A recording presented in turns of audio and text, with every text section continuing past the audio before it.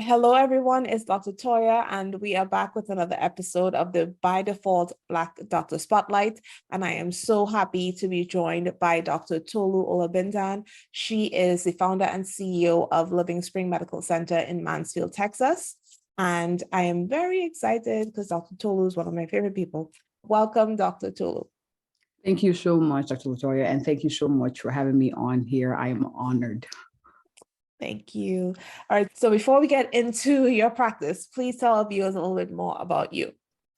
All right. So the name Tolulope, I mean to God be thanks. I'm Yoruba, born in Nigeria, Lagos, Nigeria. Moved here when I was 15. Always knew I wanted to be a doctor. Initially, I wanted to be a nurse because their uniforms look cooler than the doctors. But I saw that the doctors were the ones who told the nurses what to do. I thought that was cooler. And so I said, you know what, I'll be that.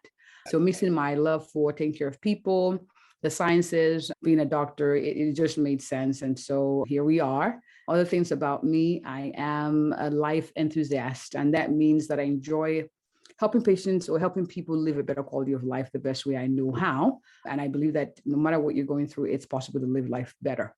I'm a foodie. I enjoy eating. And because I believe food adds. You're so small. I know. That's why when I say feel like, yeah, I enjoy eating. I love spices. And so I enjoy cooking as well. I'm a wife, I'm a mom, I'm a Christian. And that's essentially me in a nutshell. All right, great. So what type of food do you like? What's your favorite type of food?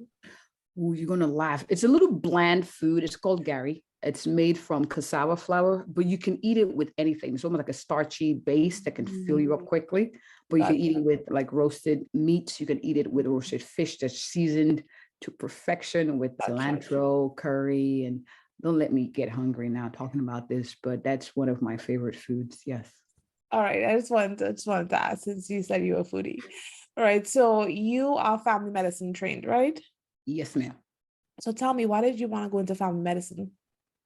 Man, I'll be honest with you. See, I went into medicine thinking peds.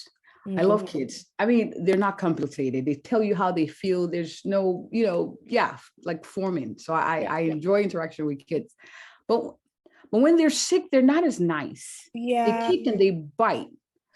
Kids kick and bite when they're sick. They're not as fun, as playful as I'd imagined.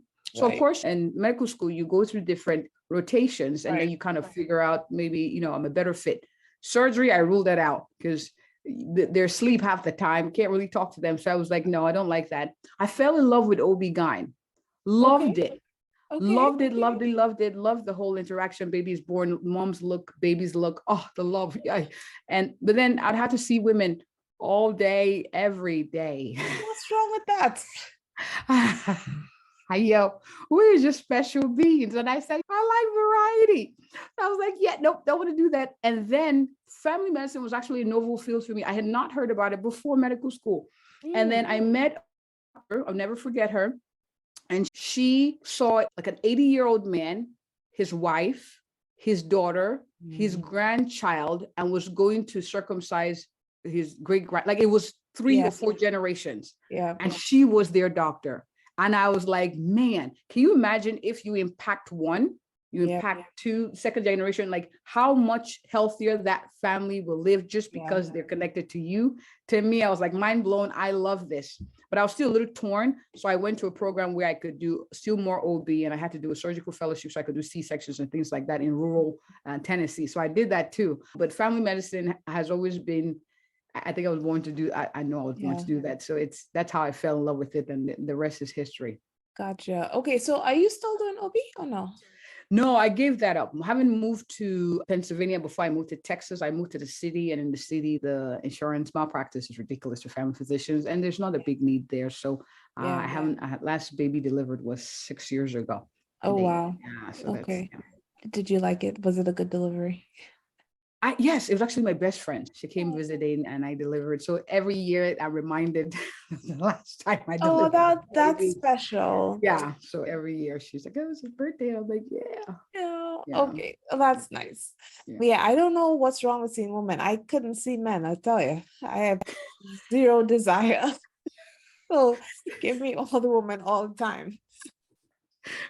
Right. So tell us more about your actual practice, about Livingspring Medical Center. All right. So Livingspring Family Medical Center was born during the heat of COVID. I'll be honest with you, something I've always known I should do, because with every talent you have, you're supposed to help it find full expression, right? And sometimes you want to hide it, or you want to do it, show it in a little corner. But COVID hit, I lost a few friends, and just like, oh my gosh, what am I waiting for? It's time, just do it. And so the theme that year was 2019 was do it afraid. Knowing this was something I was supposed to do, I decided to just start. Of course, a lot of support, people like you in the interim business school, family, loved ones. And so we started. And the whole idea is to provide care on a platform of sincere care. I've seen over the 12, 13 years I've been practicing that when patients actually feel cared for, the healing process has started. Yeah. Even if I don't do anything from the standpoint of giving medicine or giving them this pill that would fix whatever, just knowing that they're sincerely cared for is in itself transforming.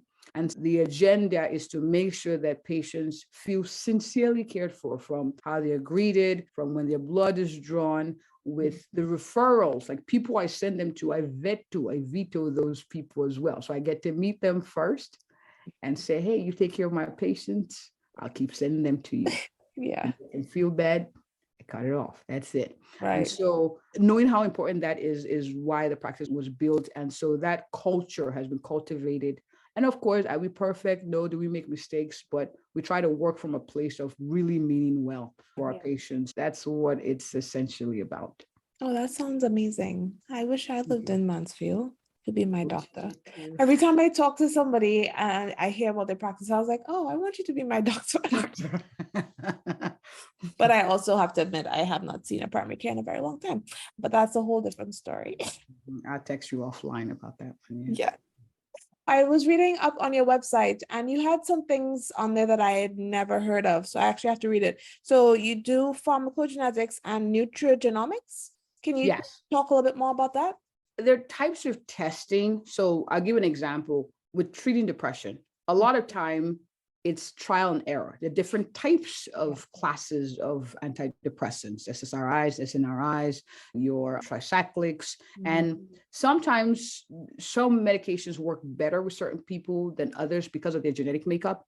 And so with the pharmacogenetics, you're testing your genes to see what pharmaceuticals or pharmacogenetics work best for them. I wish a lot of insurance companies cover it, but you could find certain companies who have negotiated a better rate for them where they're able to do it. And then we can tailor pick, this one will cause less side effects for you. Yeah. This one will work best for you compared to this one. And so find a custom made medication for them. And they span different drug groups too. They even have the one for blood thinners. They have the one for certain cardiac medications too, that you can test for ahead of time to see if someone is more likely to suffer harm or than to benefit from it. Nutrigenomics is another branch of that, but it's more nutrients. Like, what do you tend to be nutrient deficient in? Do you tend to be someone who's iron deficient? Do you tend to be someone who craves a lot of sugar? So you be careful about, you're at higher risk for diabetes. So those tests are done. They're usually not insurance covered, but they give you an idea of what foods you lean away from and what foods you should indulge in. And they could also tell you things like gluten sensitivity as well.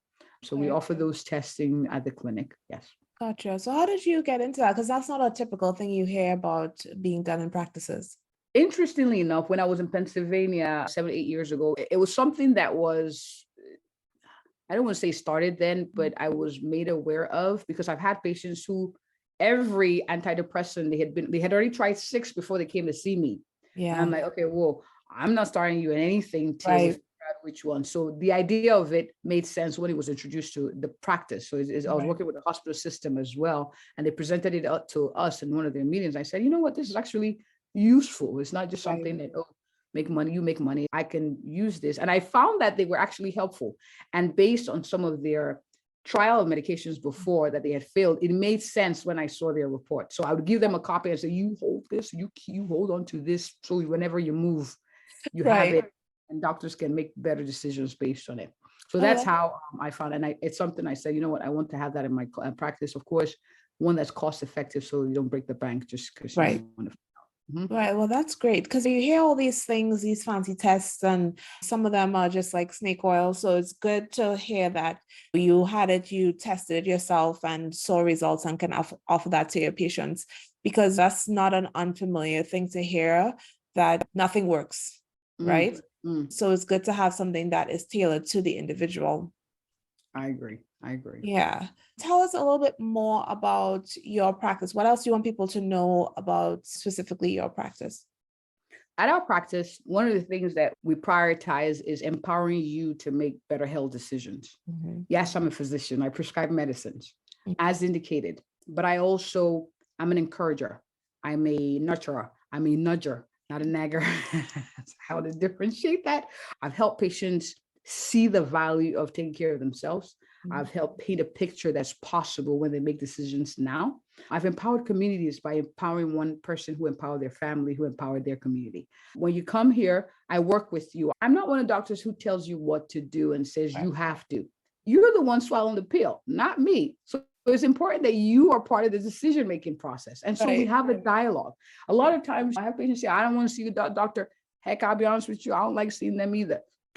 But I know that it's important to go for a checkup. I know it's important to go in. If you have a fancy car, you won't wait for it to break down before you go in and have it checked. You are way more expensive and worth more than the fanciest of cars. So it makes sense to go in for your checkups. And so when you come to see me, or when you come to our practice or see our team members, we emphasize the working together. And so you can tell us what your concerns are, what is important to you, and we can work with you. I've had to beg patients. I've had to nudge patients, and I've had to use other tactics to encourage patients to make better decisions for themselves. That's what you get when you come to work with me. So come with expectation. Let's see what's possible with your health. Yes. Oh, that's great. And for people who are not in Texas, you do have a pretty robust online presence. I really love seeing all of the people that you interview and things like that. So tell me, how did you get started with all the videos and Facebook Lives and things that you do? All right. The first thing, as you know, we're in the school together, and I'm in a group and a community of other doctors who empower each other to make their resources available to others in a way that's powerful and meaningful. And so one of the things that we're challenged to do is to put ourselves out there. And I thought, oh my gosh, this is not something I want to do. I've never done a Facebook Live or been online in that sense. I'd like to keep my things private, put funny jokes and funny pictures and little comments and posts, and blah, blah, blah, and then that's it. And so what I thought of, you know what, let me introduce myself to people and then start having discussions, hear it from somebody else. Sometimes as physicians, and I'll be honest with you, sometimes I feel like I'm nagging my patients, or that they don't see the value in what I'm saying. And I wish they could see my heart. Like, trust me, I've seen people like you 2 years from you, 2 months from you, a week from you. You're not listening. Like, I'm not doing it I need you to. So when I have somebody on who I have not coerced or coached to say anything, who's a specialist, who also sees the other side of this medical condition, and who I can ask those questions like I'm a patient and have you talk. If you could hear from somebody else, maybe it would have more value for you. The same thing, your husband tells you something, whatever. Some stranger says, you're like, oh, pure gold. And you're like, really? Right? So that's the whole idea. I thought maybe hearing from somebody else, it would add value. And essentially it's grown to become almost like a free consultation for patients who cannot maybe have access, or who are afraid to ask these questions, or don't know what questions to ask in regards to their diagnosis. So it's transformed to that, and we keep doing it. It's great. It's good. And I say this time and time again, there are a lot of people out there on the internet who are not qualified to give medical advice. So I love that we are out there giving the right information, educating patients, empowering patients, because that's what education is, empowerment. So thank you for doing that. Thank you. Yeah. I ask everyone, what does it mean to you to be a Black physician, a Black family medicine physician? Wow, that question is loaded. Yes, it is a heavy one. That's why I leave it for the end. Wow. It means excellence. It means offering the best of myself. It means, in spite of the opposition and the words that we said that were hateful, even with my skin color, I still shine as light. Yeah. And I am still being and becoming in spite of it. Yeah. All right. Yeah. What else is there to say? Beautiful. And when you speak, it's like we see your heart. So thank you for that. My pleasure, man. That was deep. All right. So is there anything else you would like our viewers to know about you or your practice? I'll just say this. Sometimes in my interaction with patients who look like me, they've said some things, how they were cared for before, or how their symptoms were pushed aside to either wait or just only wait and disregarded. I want to encourage you not to shoot your own foot by not seeking care where you'll be hurt. Yeah. Your life is too expensive to waste on a mistake or the misconception or misappropriation of care that you've experienced in the past. No, don't shoot your foot by avoiding. Instead, seek out by being an advocate for yourself and seek out care where you feel that you will be heard. Yes. Your life is too precious to waste. So Yes. that would be what I would add. Yes. Thank you for that. Thank you. Yes. So tell our viewers where they can find you in Texas and online. All right. So in Texas, we're located, and the name of the practice is Livingspring Family Medical Center, and we're located at 3807 East Broad Street, Suite 101 in Mansfield, Texas, not too far from Dallas, Texas. Yes. And online, www.livingspringmedicals.com. We're also on YouTube, on Instagram, Dr. on Dr._Olabintan, and Facebook, Livingspring Medicals. Yes, come check us out. Yes. And be sure, even if you're not in Texas, to follow her online. You'll get so much from all her guests and everything, because like I said, the education part of it is really important and it's empowering. So even if you don't have access to wonderful people like Dr. Tolu, you get this information and take it back to your primary care. You can be empowered to advocate for yourself, like she says. Right. Awesome. So thank you so much for coming. It was a pleasure as always. Thank you. Thank you for having me. And thank you for what you do. We need more voices out there. So great job. Great job. Thank you. All right. So that's it, guys. I will see you next time on another episode of the By Default Black Doctor Spotlight. Bye.